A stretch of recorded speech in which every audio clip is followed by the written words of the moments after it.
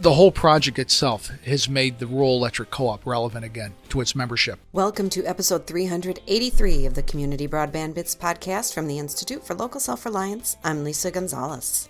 While Christopher was at the Broadband Community's Economic Development Forum in Alexandria, Virginia last October, he interviewed several people for the podcast, including this week's guest, Craig Eccher from the TriCounty Rural Electric Cooperative in Pennsylvania.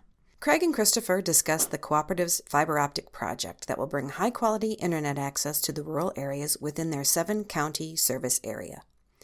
Located in the north-central region of the state and in the Appalachians, large internet access providers have been hesitant to deploy there due to lack of population density and the challenges in a rugged geography.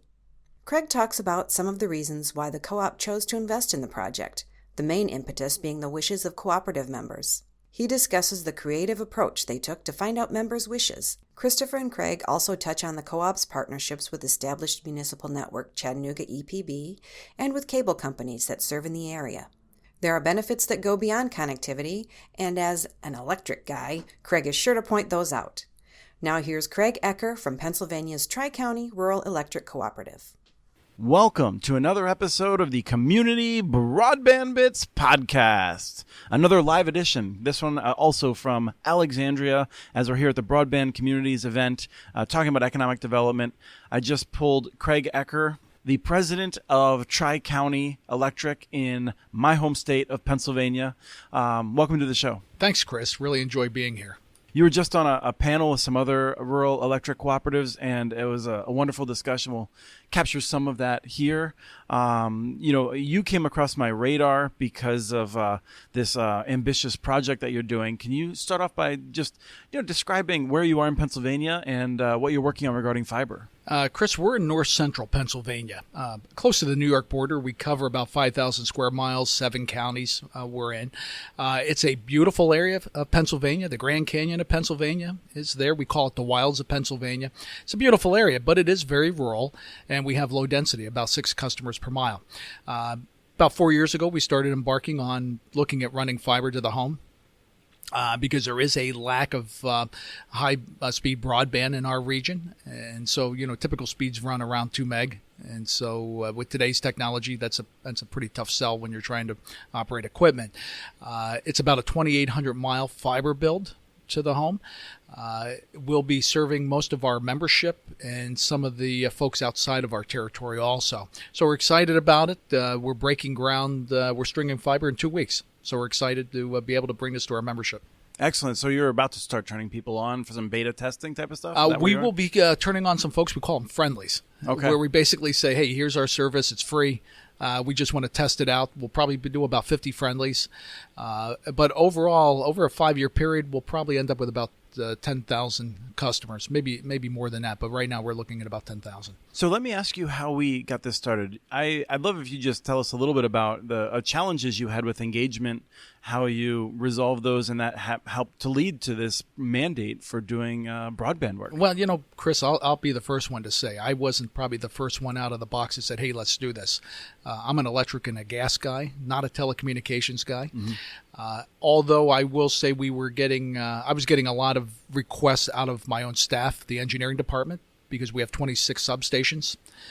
We're putting intelligent equipment out in the electric system so we can improve our reliability. The trouble is we just didn't have good communication to those substations, let alone devices downstream from those substations. So this was coming on our radar screen, and I was being asked that maybe we should pursue this. What really drove the decision is the input from our membership, the electric membership, asking us to do something with broadband like what we did with electric back in the 30s. So we started issuing surveys, and surprisingly, it was like an 80% response rate on, yes, we want you to do this. So we made it a strategic initiative. We started looking at it from a financial standpoint. Chris, I understand why the incumbents don't do this. It's very ugly once you get out in that rural area. So we have a pretty risk-averse board, and they said, figure out a way we can do it, because we had been through different acquisitions in the past where we expanded our footprint with other electric utilities and gas companies. And so we did. And it was a good story to tell. Legislatively, it was a great story to tell. Pennsylvania stepped up to the plate, and we secured $17.1 million from PennDOT. to help expand the network. We ended up with $1.5 million in a state grant. We ended up very successful in the CAF auction with $33 million. Mm-hmm. And just recently, we received an Appalachian Regional Commission grant for $2.5 million, which actually is making this work. Because from a financial standpoint, it was really ugly. Mm-hmm. But now, moving forward, financially, it's very feasible. We're excited about it. When you say that, are you at a state at which you now have all the funding committed that you would need to go everywhere? Or that No. You have a sense of you have enough to get a good start and you have a sense that you'll be able to find the additional funding you'll need in the future to finish it off? We have enough to take enough risk off the table for the cooperative. Mm-hmm. It's a 2,800-mile build. It's about an $80 million project. So we definitely have enough that makes it takes enough business risk off the table. Obviously, we'll be looking for additional grant funding, but this gives us the ability to put this project on a fast track of 500 miles a year. Without that grant funding, it would have been impossible. Mm-hmm. To even get going in the first piece, we needed about $25 million. Okay. To really make this a go. That may have been more of a 10-year project at that point. But right now, we feel pretty good about where we're going with this. The interesting part is the partners you bring along the way. You know, we're thinking fiber to the home, fiber to the business, and now we're looking at backhaul. We're looking at middle mile solutions, and we have a lot of people coming to our table, and which is making this project even more exciting and more feasible. And I said earlier, it makes us feel relevant again with our membership. They're excited. I think the discussion about how you moved your engagement with your members to the fair, I just want to do a very brief overview of that because I think people will find that interesting. Well, one of the things with rural electric co-ops, we hold an annual meeting every year. We get the members together, and we talk about what we've done, what we're going to do. Our issue was, and this is typical for most co-ops, we had less than 0.5% attending the annual meeting, and it was pretty costly to put that on. It was on a Saturday, and we put together a mini fair and food and the whole works. So we just didn't have many numbers coming out. So what we ended up doing is we partnered with a local county fair. It was the largest county fair in our territory, and we ended up taking our membership from that would attend the annual meeting from about 180 members to now over 1,200 members. Along with guests, we're talking about 2,500 people are attending this event.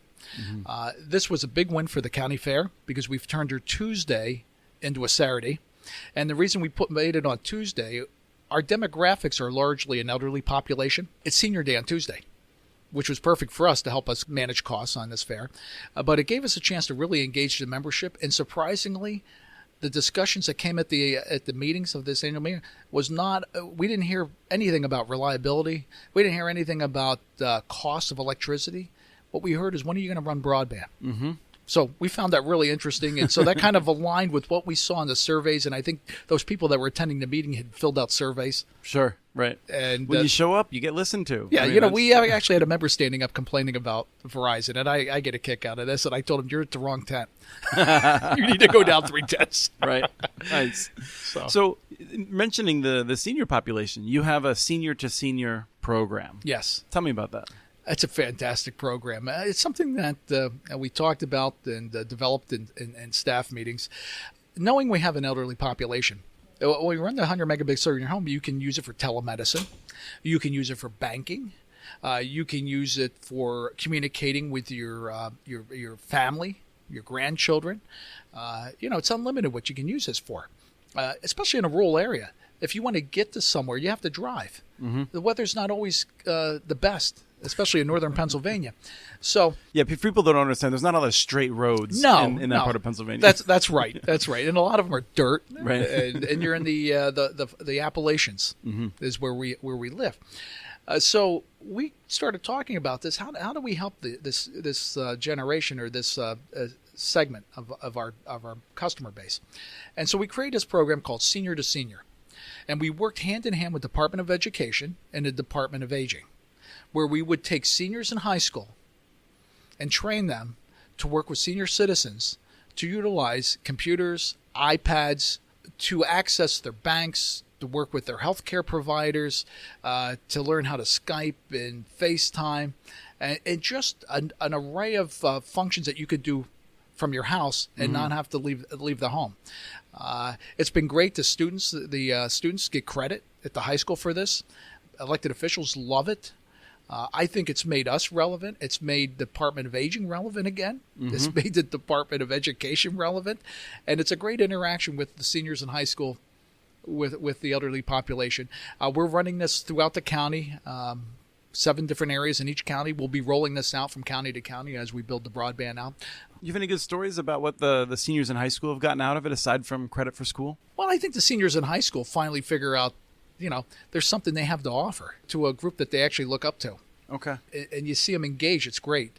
And it's great to see the seniors take interest in what they're doing at their high school and what they want to do in their future. So not only are they teaching at the same time, but they're learning from people they're instructing on what their career paths could be. And I just think that's a great transfer of information between generations. And I would hope also build more stronger social ties, so people, when they maybe go away to Penn State or something like that, they'll come back. Because I think ultimately that's what we're looking for in a lot of these regions, is making sure that people perceive there's a lot of value in returning to where they grew up. From the cooperative side, that's the reason why we're really doing this. It's just not so that we bring high-speed internet into your home, but we're actually going to make our rural areas more competitive. We're hoping to see small business develop over time. We'll see a younger generation, because when you try to live in your cities today, especially your tier ones, I don't know how anybody affords to do that anymore. So we're going to see, I'm convinced we're going to see migrations to tier 2 cities and then back to rural areas. But if you want to see that migration, you need for the new generation, especially the millennials, you need to have infrastructure so that they can do what they do in their urban areas. They also really appreciate the environment. And so you need to be able to engage them with outdoor activities. So I think communities that really are investing in infrastructure for outdoor recreation, they're going to hit it off. So if you have infrastructure for technology, you have infrastructure for recreation, and I always laugh about this, the microbreweries. Right. Real critical too in that equation. Oh, yeah. So I'm a big fan of the work James Fallows and Deb Fallows have done. They've not very close to you, but they were in Erie, Pennsylvania. They've been to Allentown and Bethlehem. They write a lot about how breweries are an important part of a sign that a community is on the upswing rather than the downswing. I agree. It's a place to socialize. It's a great to discuss current events. Right. Well, let me switch topics entirely to something that I was really excited to hear you say. I had no sense that anyone was doing this, but you've partnered with Chattanooga. Yeah, they're helping us with our Tier 1, Tier 2 calls. We visited Chattanooga early on. Very impressed with what they've done so far with that city. They've transformed that city into a high-tech city.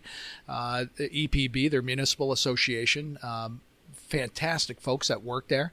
And after working with them for a short bit, just thought these are the folks that if we want to be successful, you want to partner with successful other entities. And Chattanooga really turned that on. We've had them visit us now. Their team have come up to visit us. We're excited about it. So they will be a critical partner of our rollout. Now, so when I look at Chattanooga, I like a lot of the things you saw. You're an electric guy, though. Chattanooga received $111 million from the Department of Energy, specifically, I think, to get a sense of what could be done with the electric grid. As an electric guy, in a part of Pennsylvania that gets severe weather, all of Pennsylvania really does. What do you see when you look at Chattanooga that's going to help the electric side? Chris, it's funny you bring that up. When I visited Chattanooga, I went down with a senior staff team. And we're focusing on the rollout of fiber and broadband. But what really caught my ear, because I am an electric guy, they reduced their outage hours that their customers see by 50% because of the rollout of fiber. That really caught my ear, and I said, I need to know more. And so where that led is because they had the fiber rollout, they were able to put smart devices in their substations, downstream of their substations. And so they really created what we call a self-healing electric circuit. So even though they still have the same number of outages per year, and I'm sure they've cut those down too, but I mean, they still have a high number of those, like we all do. Right, they've had a rash of tornadoes. Right. Yeah. But they've also been able to cut the time in half of what their customers see as far as a power outage. That's phenomenal. And in today's day and age, electricity isn't a commodity. It's a service. You need it. And the only way they did that is by putting smart devices in the field. And in order to make those smart devices work, they have to communicate. You need a fiber backbone. And that is a benefit of rolling out a fiber. And in a rural network, it's even more critical because your feeders and your circuits are so much longer. It's, if we can shorten the amount of folks that are exposed to a power outage, that's a win. Right. I mean, it saves you money. One of the things that I was amazed at, Chattanooga's gotten a lot of attention for some of these things, but the things you don't think about is like they have to call people back from their families, and sometimes at dinner time or in other times, because when the power goes out, you need to have crews that are trying to figure out what's going on. They have to have people answering the phones. If you have this automation, it really takes some of the stress off of your workforce. Yeah, it does. Right now, currently, think about power lines running through the Appalachian Mountains. Sometimes those linemen have to walk a mile or more through those hills. Mm-hmm. Now we can actually pinpoint the outage more precisely. Save that time, save that wear and tear on those linemen. I got to tell you, that's one thing I don't think we give enough credit to is those linemen that are out there. Mm-hmm. You're right. I mean, they get the call Thanksgiving Day. Right. And it's probably raining, snowing, sleeting. That's when they're out there. They'd rather be hunting, probably. Right, they'd be outside doing something more fun. And so they're out there doing it. So and that takes a toll on their body. Mm-hmm. So the more precision we can have saves time, it reduces outage time to the customers, but it also really helps the linemen out in the long run. And so they're looking forward to it too, this technology as we roll out. So we're excited about that. So one of the things you mentioned is that I would have assumed the cable companies would look at what you're doing and just be uniformly hostile and horrified. But it sounds like you have a better relationship with them than I might have expected. Well, we've been working very closely with the cable companies. I got to tell you, I'm pretty impressed with what they do. They get technology. They're some of the leaders in technology out there when it's coming to broadband deployment. But the areas that we're going to serve are areas that they don't want to serve. Mm-hmm. And so we're finding ways to partner with each other, doing joint projects together, leveraging each other. Now, there probably will be some overbuild here and there, but for the most part, we're not going to see it. And this is something that I've gone around and talked quite a bit about, is that I hear the topic, there's no broadband in rural America. There's no, good broadband in rural Pennsylvania. Often said by people who've never been in rural areas. That's right. And the fact is, there are pockets of good broadband in rural America. There are pockets of good broadband in rural Pennsylvania. And many times it's the cable companies and it's the small telcos that are actually providing that. Yes, no, we've written a little bit about it. I worked on a study with a professor at Penn State on Pennsylvania for the Commonwealth to consider what to do. And actually, one of the people who introduced me to you, Kevin Klain, introduced me to some of his other clients in Pennsylvania. These locally owned, family-owned run companies often that have been tremendous at serving all of their own customers with fiber and then expanding into nearby areas. Yeah, and we're working with those folks. And one of the things that we sit down and we talk about, if you're providing 300 meg, I don't want to overbuild you. Mm-hmm. It makes no sense. And that saves us money. Right. So I don't want to go head to head if you're providing a great service. I think it's not justified. So we do see those pockets. So if you take a look at our build on a map, you'll see we're building all around those pockets. Okay. Although we are doing joint projects with those folks sharing fibers. Mm-hmm. So I think it's a win-win. It is amazing when I hear there's no broadband in rural America because there are pockets of good broadband. No, that's one of the things that we've done is we've looked at it. For the example that I often use because it's so striking is 70% of North Dakota by land mass has fiber to the home available. The best broadband in North Dakota is not in Fargo or Grand Forks where the people, like the majority dense population is. It's where 60% of it is actually rural telephone co-ops, 10% of it is independent companies. But there's a lot of investment. Like half of South Dakota has fiber to the home. I think on the order of 20 to 30% of rural Minnesota has fiber to the home. There's tremendous pockets. The sad part is then you go a few miles away, and this is actually what I want to lead into with you is that you don't have to belabor the point, but I am frustrated when I look at the fact that the result of the CAF auction is that there are people who are going to be getting your service, and very close to them, there's people who are going to be getting ViaSat. And the problem is not so much just that ViaSat is going to be having money to serve them, but that then you or another telephone company or someone else couldn't get money from Reconnect or a different source to bring a high-quality fixed connection to that place. That's an interesting scenario because when we were in the auction, We don't know for sure, but I suspect ViaSat was one of the folks that were competing against us in the auction. We're not even sure yet how ViaSat's going to fulfill their obligations under CAF. I mean, that's yet to be seen. Yeah, I mean, that's a scenario that can play out. That in the next auction that would come along, if some of those census block groups would come back up, we may want to go after those. Right. But now we won't. That's a dilemma that I think it's a policy issue that the FCC needs to really work on. Right. I know NRECA is definitely focused on this, and many rural broadband advocates are focused on it, because I don't even see it as a criticism of ViaSat so much as it's a program in which, if it's going to take you 3 or 4 years to build there, then it's really great that they have a ViaSat option. That's right. But it shouldn't make it less likely that you're able to build there. That's right. But without economic support, it's going to be very, very difficult, is what we're finding. Because I've said we're 6 customers per mile, not even 6 customers per mile density. That's a tough model when you take a look at the revenue that'll come back per mile on that build.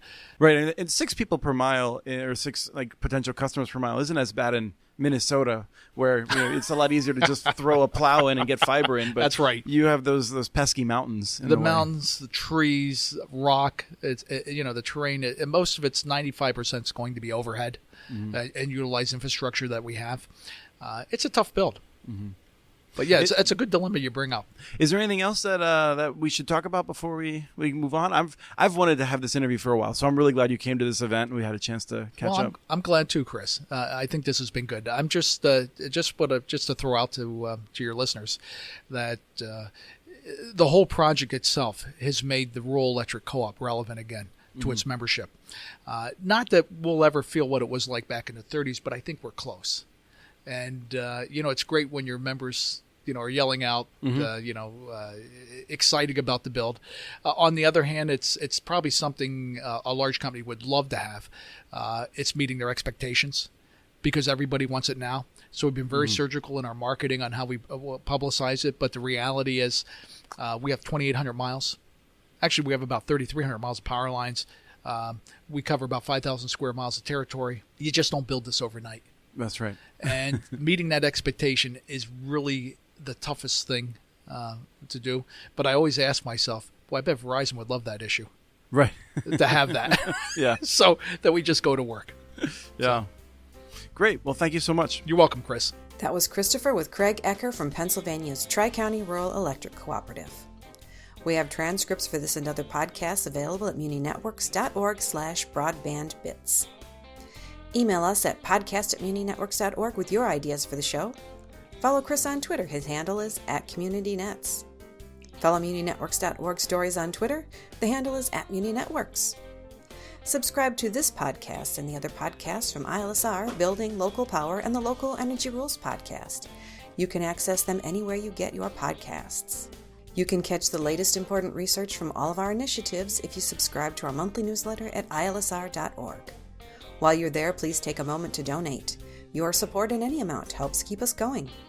Thank you to Arnie Huseby for the song Warm Duck Shuffle, licensed through Creative Commons. And thank you for listening to episode 383 of the Community Broadband Bits podcast.